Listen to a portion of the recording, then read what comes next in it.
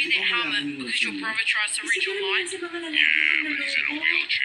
Kasi yung ginawa ng husband ng ate ko sa tao ng loko na yun. Nakilala lang niya doon nung last na nagpakasal kami sa Boracay. Grabe ang ulit ng ate ko. Nung nakaraan lang, yung pinsan naming babae nag-share ng problema Watch sa my back. close kami I got kami. the old man. Kaya ako agad yung takbuhan kapag may problema. Lalaki, ha? Bakit madali sa inyong iwanan na tipagpalit yung mga asawa at girlfriend nyo sa ibang babae? Bakit bago na kinalo nyo pa? Need to do this. Sa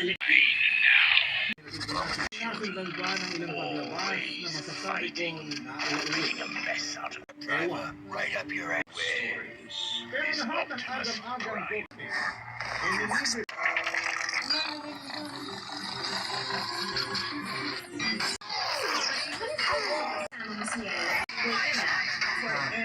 Sabihin kasi minsan, kasi ang dami-dami namin. Ayun sa Oo na, pero hirap yan kasi totoo rin yan. nagawa ko. Dalawa. Mag-check out sa kanya at agad kong connect si Sienna. Dumaan ako sa coffee shop at binili yung paborito niyang kape.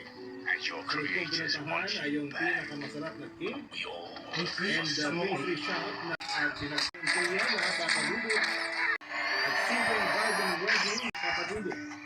Fast forward, pangaran na I face your life is done. Kaya tayo,